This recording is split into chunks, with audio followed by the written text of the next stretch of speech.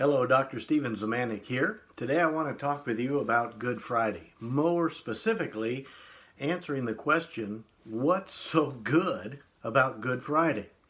Think about it, all over the world today, even in countries where being a Christian has been completely outlawed, men and women, all ages, are going to be celebrating the day that Jesus was murdered, Good Friday. You know, on the face of it, it almost sounds like a sadistic religion. Let's all get together and celebrate somebody's murder, the murder of an innocent man. What makes Good Friday good? I mean, other than for most people it's a day off work, what's so good about Good Friday? There's actually a number of issues we could deal with. I just want to focus on 4 of them so that we can understand at its core what makes Good Friday good, what makes Christians celebrate, embrace, and yes, sometimes even weep over the excitement of an innocent man being murdered nearly 2,000 years ago.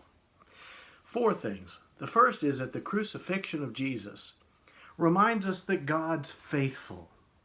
I mean, we find hope in knowing that through the death of Jesus, we have God's affirmation to be very present even in our suffering. See, the cross is a declaration that God, very up close and personal, continues to be faithful to his people. We're in need of the salvation of God, and the major step for that to occur was the death and resurrection of Jesus. And God is faithful in that he'll go to any lengths possible to make salvation available to every single one of us. So even in our sufferings, in our difficulties, we look to Good Friday as a physical reminder, a historical reminder that our God is in fact faithful. So God's faithful. The second is that Good Friday reminds us that forgiveness is actually a concrete reality. As Christians, we have this beautiful gift of knowing and experiencing God's forgiveness of our sins, not because of an ideology, not because of a set of rituals, not because of some sort of church calendar. We have this concrete reality when we look back to the day when God allowed his only Son, perfect and sinless, without fault, to die on behalf of those of us who were imperfect and full of fault. Our forgiveness is concrete because of a concrete event that took place on Friday, Good Friday. So God is faithful. Our forgiveness is concrete. The third is that the crucifixion of Jesus actually disarms false notions about God. I mean, when you look at it on the face of it, you've got a bunch of Christians celebrating God allowing his Son to be murdered by evil people. What in the world is that? And yet when we look at it from God's perspective, which you actually find in the 4 Gospels, you don't have to be some sort of super spiritual guy to know the mind of God. You just have to open the 4 Gospels to see what the mind of God is like. When we look there, what we're seeing is not a mean God with a nice Jesus. That's the way this event is turned into a story. Somehow God's in heaven waiting to punish all the bad people for not following him. He's up there, just can't wait to drop the hammer, but oh, yay, there's Jesus. Good old, wonderful, lovely Jesus who walks around town with a little baby lamb on his shoulders and hugs all the children and pats little old ladies on the head. This wonderful Jesus comes to the mean, angry father and says, "Don't do it. Don't hurt them. I will go in their place."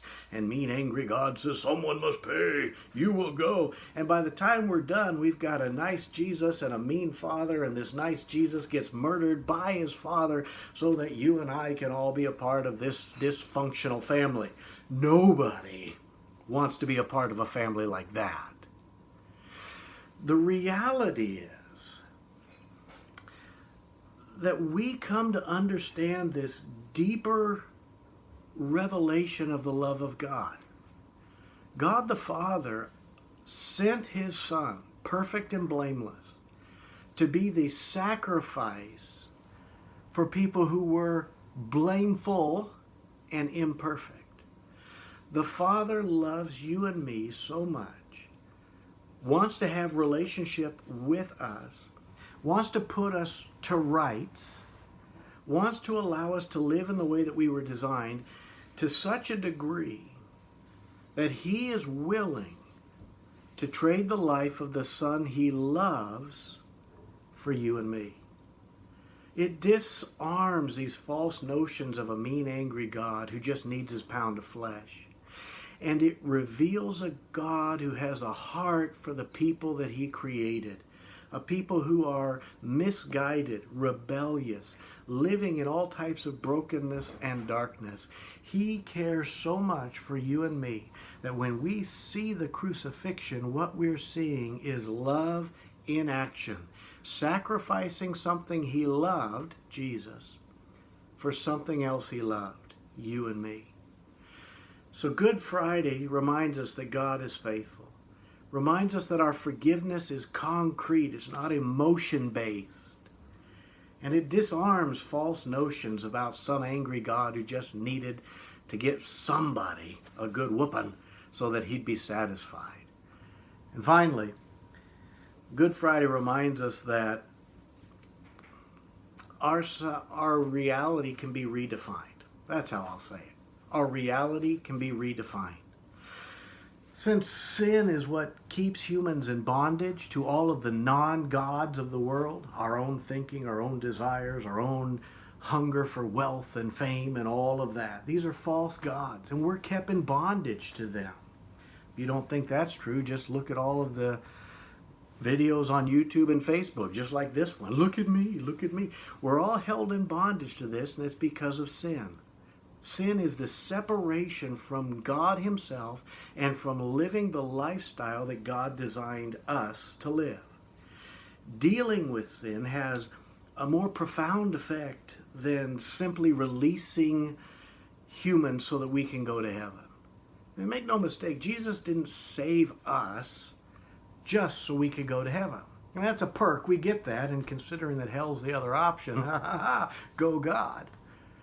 But for many Christians, that's all that crucifixion means. Jesus died, now I can go to heaven. I don't know what to do with the next 30 years between now and then, but we'll figure it out as we go along. And we stumble through life blindly, making some successes and many failures, because in our mind, reality consists of this is my life, but one day I'll get to be with God in heaven. The crucifixion releases us from the grip of false realities.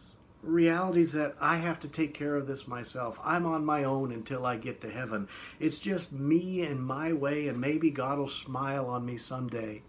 It releases us from that so that we can worship the living God and be renewed according to his image. When Christ died on the cross and rose from the dead, he did it so that you and I could accept his life in exchange for ours. That means we get to have relationship with God. We can talk with him, he can talk with us. He can encourage us, lead us, correct us, guide us, all of those things that a good God does for his followers. But it also means that we are recreated. You and I now are part of this restoration plan that God has begun at the crucifixion. You and I, when we come to Christ, are, to use a great phrase from across the pond, put to rights. Our world is reordered. Our reality is redefined. It's no longer me and mine and what I get. Now it is, I am here for a purpose. How can I help make this purpose expand into my community? And so Good Friday changes our realities in knowing that God has begun the process of putting us to rights, and in so doing wants to use us to put our community right. The wrongs that we see, the difficulties and the challenges around us, we get to be a part of the solution as we sacrificially give our lives in the same way that Jesus sacrificially gave his life for us.